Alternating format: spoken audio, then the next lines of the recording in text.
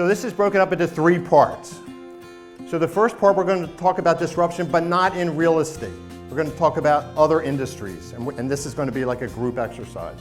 And then we're going to pull some lessons learned from what those industries experienced. And then we're going to talk about real estate, what's happening, and you guys are going to provide a lot of feedback, because especially those of you that have been in the business a while, you've seen lots of changes, and I hope you've observed that the changes are speeding up. And then the third section, I'm going to give you my suggestions of what to do to survive. So basically, if Redfin comes in and disrupts the market, that doesn't mean that there aren't going to be other brokerages, right? There are. And I'm going to give you my opinion based on what I know about what you can do personally to do well in the business. So does that sound good? Okay, so makes sense. We have all seen industries that have been disrupted. So talk to me. Give me an example. What's been disrupted? Publishing. Okay, one at a time. Publishing, okay. What's that? Taxi. The taxi service, okay. Hotels, music, what else? Entertainment, I heard. What else? Anything Amazon does. Anything Amazon does? So give me, okay, what do you mean, Scott? Shopping, retail? Okay, anything else? Travel agents. Travel agency, remember those? Horse and buggy, right, the buggy whip industry. You don't hear much about that, right? So these are some of the industries I came up with. So we touched upon most of them. Bookstores, newspapers. You get a newspaper delivered to your homes? Not too many. Years ago, not that many years ago, when my kids were little, my youngest now is 18, but when they were little, I would kind of see the Star Ledger getting smaller and smaller. And I would always point it out to them like, Dad, you tell us all the time. But I'm like, watch it. This is an industry you could physically see it disappear. Imagine that you were one of the founders of Airbnb and you're trying to get some VC money. Like, how would you freaking pitch Airbnb? Like, what were some of the things you might say? We're like a hotel, except we have no overhead because we don't have bricks and mortar. All we have is technology and marketing expenses, and our market is completely unlimited. But where are people staying? In other people's homes. So like strangers are inviting, Right. homeowners are inviting right. strangers into their home. Yes, I'm sure, there wasn't. And they're leaving their house. Right. So there's a lot of reluctance for All that. right, thank you very much. Not anymore. You ain't getting my money. How many of you shop online for stuff? Like everyone? Okay. How many of you have Amazon come to your house at least once a week? How about more than once a week? How about like my house, like friggin' 20 times a week? Like I know those guys. Binge watch anything? House of Cards. Do you know how they came up with that idea for House of Cards? So it was a popular show I think it was in Britain, and the demographic matched up with the demographic in the US. And for some reason, some weird reason, Kevin Spacey was in movies that were rented more than any other movies. He was the most popular actor. So they said, okay, well, we're going to pay him and star in this show. And it was hugely successful. And they produced more content than any other studio, by far, and all over the world. Uber. Oh, Uber, yes. I was an Uber driver for a while. Cool. Yeah, well, it wasn't really cool, but I did what I needed to do. I loved it. Who practiced real estate 15 years ago or more? Who practiced more than 15 years? 20 years. 25 years. 26 years. Okay, a long time. Scott. Okay. So what was it like back in the day with your customers? Describe your life as a realtor when a customer would call you up or come to your office. Basic. Okay, what did they know going in? No information. What did they know? They knew nothing? So the real estate industry had all the valuable information? Do you have access to information about the house that the buyers don't have? What? As a realtor, No, as a realtor. Okay, so no? I'm not setting you up. I'm just wondering. What do you think? The buyers do have access to all this information now, right? Okay, so that's changed. I mean, I remember when I moved from Florida up to New Jersey in 2000. I was a corporate relo. We used a realtor. I live in Westfield. It was on Elm Street. I don't remember which company it was. And yeah, maybe Weichert? Okay, it was probably Weichert. I remember we got in her white Cadillac and she gave us a stack of papers and we drove around. I mean, we didn't know. It's just whatever she said. Okay? And we got 6%. So now, do you guys think the value that you offer and to the clients is the same as it was back then? Honestly, just between us realtors? Like, I'm really shocked that this industry, and obviously I'm generalizing, but there isn't more of kind of a sense of urgency that you need to keep up to speed with all these changes. I mean, when I had to get my realtor's license, and I went to I live in Westfield, so I went to the Westfield office, and I thought I was going to pay there. And it's like, no, here's a printed sheet, write in your credit card number, all digits, and then fax it. I'm like, what? Is this 1990? And that's the industry, right? I mean, the MLS is great data. Okay, so those of you, I've been using the MLS for all about 4 months. Those of you who have been using it since the beginning. Is it any different? It's horrendous, right? I mean, the user interface is, okay, so then this is an interesting point with most industries. So why don't they just change? Why don't they make a better user experience? Because it's a captive audience. Well, there's another more practical reason. Well, there's captive audience, so there's really no competition, but there really is competition, right? Because you have companies like Redfin that pulls all that valuable data and pretties it up and presents it in a way that, you know, like I have a piece of paper on my office wall, all those initials. I don't know what half the stuff is. Now, I don't use more than half. I don't know what it, you know, but the fact that I've got to look up what something means is crazy, right? So why else? Why don't companies change? Why don't they change quickly? There's a term for it. It's called innovator's dilemma. Well, it's not that they don't like change. What's usually involved in change? Analysis, money, freaking capital, right? So if you've got a business that's operating a certain way with a certain type of infrastructure, certain type of software, these legacy systems, it's not easy to just all of a sudden, oh, let's just create something new. You got to migrate everything over. So it's difficult for established industries to just change on a dime. That's the advantage that startups have, right? They're starting from scratch. We can build this thing ground up. So that's probably a key issue with, you know, the folks that control the MLS. You think there are going to be realtors, like in 10 years? Yeah. You do? What are they going to do? Well, they're always going to need negotiation. Negotiation? Mm-hmm. You think that's like necessary in interaction? Big part of the business. How does auction.com work? Is that like how do those negotiations work? Is there software that kind of that does the negotiation? Yeah, it's the bank that bids against you. Yeah. So look, let me just give you this is a personal observation, okay? So like reading about, you know, SpaceX and reading about autonomous vehicles, like that process freaking 1 billion data points a second or whatever the crazy number is, okay? You know, I'm reading about like what's available now, and then I look at about a real estate negotiation. It ain't that complicated, guys. There aren't that many data points. I just read it. Everything's on the table. I mean, I don't know what this industry is going to look like in 10 years. But the younger folks in here have an exit strategy. That's my advice. The realtors that I've met, and I've met a lot in the 4 months, because okay, just a small percentage are kind of on top of things and with it. I mean, I'm saying I've been doing this for 30 years and blah, blah, blah. It's like, that's not like a good thing from my perspective. And especially young realtors, and I'll tell you, I attended this meeting, the first one, which was a few months ago, and we had the panel of the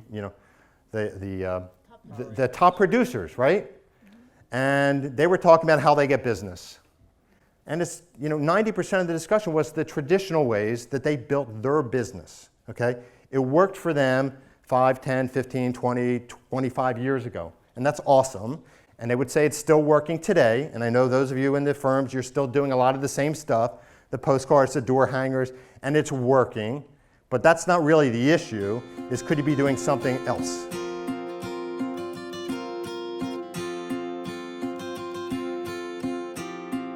What do you think I meant by this? Success can be dangerous.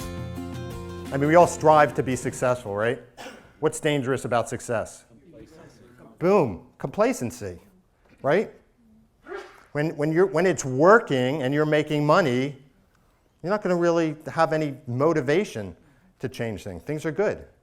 So when I got back after the business opportunity that we tried that didn't work, I was going back into commercial real estate. I knew a lot of the players, and I had a lunch meeting with a bunch of executives from, I think it was CB Richard Ellis in the city. It was a really nice restaurant. I was talking about social media and the value of it, and the response to me was, it doesn't work, we're not going to do it. And then as I sort of asked more questions after some wine, I realized that they're my age, a little bit older. They got another 3-5 years in the business, and they're done. And that's it. They want to kind of ride things out. So when the younger agents are looking to the older agents as a role model for change, and it's not happening, the younger agents need to say, okay, maybe do I really need to be making calls 8 hours a day? Do I really need to be doing what was done successfully years ago? What do you think I mean by this?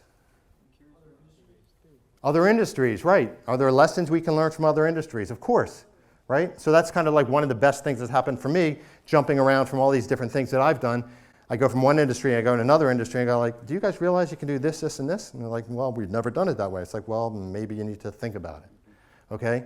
So be curious, talk. I mean, I love to go, wherever I'm like socially, and I'm talking to someone. I love to talk to people that are in different industries. It doesn't matter what it is. I love picking their brain. I love finding out what they're doing, and so what doesn't work, what works. Maybe give them some ideas.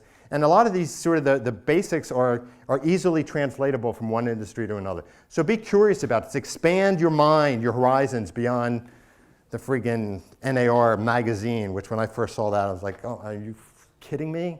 So, there's a whole world out there. Just to get out of the real estate world and see what else is going on. You guys are here, talking with competitors is great. Okay, so why is that good? Why do you want to be friends with a competitor? Share ideas, you learn. Yeah, share ideas, you learn from them. So who's relatively new? You're like brand new, right? Who are you with?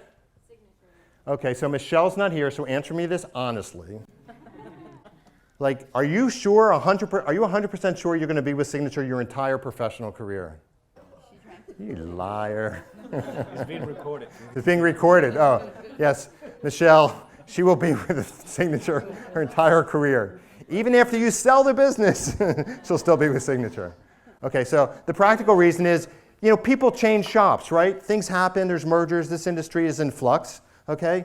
And so if you have good friends that work in another shop and you like them and you respect them, it's natural that you want to work in that same shop, right? So that's a practical reason. When I practiced law, I had my own law firm at one point, and I did environmental law. I knew all the other environmental lawyers in South Florida. I even started a monthly meeting, and we just got together and had drinks. We all got to know each other. I used them as a resource when I had unusual sort of issues I had to figure out, and vice versa. So it's great that you guys are here. Befriend your competitors. Okay, this is my pet peeve. Please start treating your clients and prospects like they're real people. And so kind of my standard is, what would you advise them if they were your best friend from childhood or your college roommate's kid? Would you tell them, don't buy this house. It's too expensive. It's not worth it. That's the kind of communication. And next slide. So have you guys ever Googled this? This is how the world sees our industry. It's sad. That's us. If you guys don't realize that, then the reason I didn't get, I really hesitated getting into this industry, I kept thinking of the Annette Bening scene in American Beauty. I thought that was the industry. Those are realtors. If those of you haven't seen that movie, there's a scene where she's, this sort of rundown house, and she's dusting and all this stuff, getting ready to do her showing in the house. So, and the way the way to kill that stereotype is focus on your client's best interest, even if it means you might lose a deal. Because if you win their heart, you'll have a fan for life. And I know it's hard to do as a commissioned person, but I've done plenty of things, whether I was a practicing lawyer, commercial real estate, telling a client, and these were big numbers, saying, no, don't go in that building, it's too expensive, go in this one, you get better value. And right now with clients, I'll say, don't buy this house. I had a client 2 weeks ago, ready to buy a house for 1.1, they qualified for it, but I could see in their eyes they were uncomfortable. I said, you don't need to buy such an expensive house. And they love me. And that's how you build your brand and your reputation. You treat people honestly and fair, like you want to be treated. It's kind of very fundamental with business. I mean, business relationships, think of them as personal relationships. Social media doesn't mean you just broadcast your listings on all these platforms and thinking, okay, well, I'm doing social media. Social media is about being social. It's about engaging with people. It's listening to them. It's responding to them based on what they're saying, not you just freaking getting your message out, okay? That's what you need to be doing. That's the value of social media. It's to be social. Facebook, but Snapchat is something I've been reading about. I kept trying to learn it, and my kids, I said to them, look, sit down and teach me, and they did it real quick. I'm like, I don't understand, and they got impatient, and they walked away, and then I kept trying, kept reading about Snapchat. It's like, I gotta freaking learn this platform because I know it's going to be big, and I was going to take a class on Udemy or something, and Snapchat, and I told my kids, and my son, who's 17, said, are you just saying this to get a rise out of me? Are you seriously going to take a class? I said, yeah.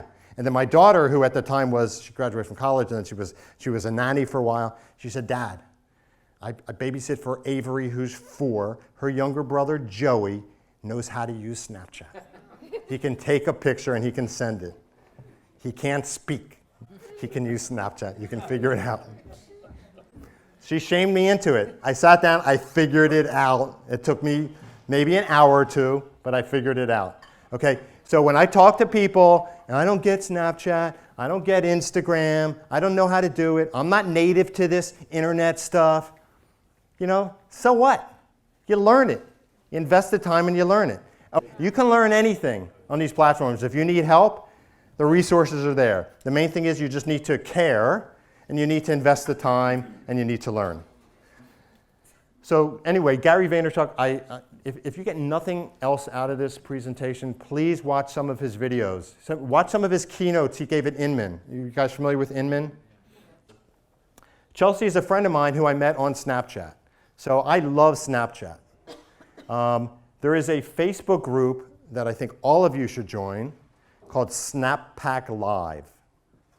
Okay? It's a group started by a guy, Dustin Brome, so Dustin on the right side, he's become a good friend. So it's the woman Chelsea, who I just showed you, she's writing a book right now. It's basically about how Snapchat is changing personal relationships. And I totally get that. Because I've connected with these professionals on Snapchat. I don't just see polished professional stuff. I really get to know them. I see who they are. And they see who I am, and I comment on their stuff, they comment on my stuff, and I built these really good relationships. There's a social media conference out in LA or out in San Diego. It's called Social Media Marketing World. Has anyone heard of that? It's the social media conference. All those guys, there's the Snappack 5, they met out there, and I was watching a snap of them all meeting for the first time in the airport, and I was had this big smile on my face, and my son said, when did you see those guys last? I said, I've never met them. He said, Dad, I thought they were your best friends. I'm like, no, I never met them. That's the power of what we have at our fingertips right now. Anyway, Dustin's in Salt Lake City. If you Google moving to Salt Lake City, you see his post come up first. He's got a small firm. He wrote a blog post, 15 reasons to move to Salt Lake City. It got shared and reshared and reshared. And he's the guy. He's got more business than he can handle. Anyway, the Snappack Live, these are people that are very interested in social media in your industry, in our industry, who are killing it. Everyone's sharing ideas, sharing best practices. Okay, underneath there, who's in a Facebook group in the town that you cover? Raise your hand. Oh, guys, if you cover a town, you need to be in that Facebook group. That's where people hang out. It's a phenomenal resource. But if you do join, which I urge you to, don't just put your listings up there, because that's obnoxious. It's like one thing that you guys got to realize, just think about the way you sell your business.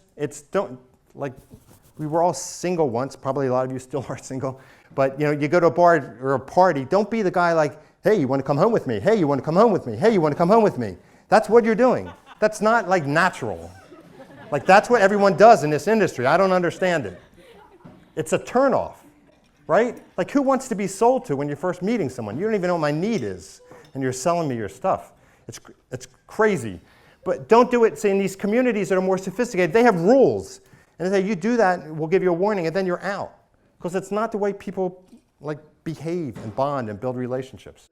Devote part of your day thinking long-term, building your brand, just building your reputation. That's what we called it back in the old days, building your reputation. Okay? And that involves doing something that you're not going to see an immediate ROI. And the best way to do that is produce valuable content. So most of my buyers are from Jersey City, Hoboken, Manhattan, Brooklyn, Westchester, and I meet them, and 90% say the same thing. I want a decent commute, and I want good schools. Like, what's a decent commute? Okay? So like people come into Westfield, it's complicated. So I live in Westfield. Some people take the train, change trains in Newark, and take the train to Midtown.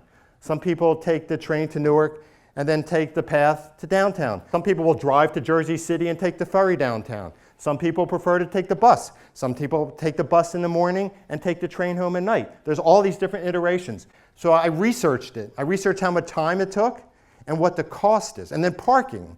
Parking's different depending upon what you do. I put all that information together. I probably spent at least 40 hours doing the research and writing that blog post, which is a very long blog post.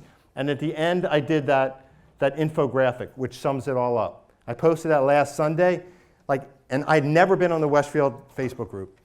Within probably 2 hours, I don't know, I had 200 likes, and I had 60 comments and a bunch of shares. And there were great suggestions. Well, what about this option? What about that? You didn't talk about people that drive to Linden, people on the south side that drive to the Linden station. Some people drive to the Rahway. Some people drive to Metro Park. People on the other side of Westfield drive up to Summit. Some people take the bus on Route 22, which I didn't even know there was a bus. So I learned all this stuff and revised the article. And when people take the time, have the courtesy to write a comment, not just give a like, it's imperative. It's the right thing to do is to comment back. So, and the biggest compliment I had from that was a bunch of realtors who know I'm a realtor thanked me and said, I'm going to be sharing this with my clients. I mean, how awesome is that? And there was nothing in that post that promotes me as a real estate guy. I'm just providing valuable content. That's how I'm building my brand, and that's how you can all do it. In whatever town you live in, you can become, the term is that you become the mayor, the digital mayor of your town. Stop just selling your real estate and start becoming known as the guy or woman that has more information about that town than anyone else. And publish that for free and be happy that people get use out of it. Here for you guys. Thank you for your time. I appreciate it.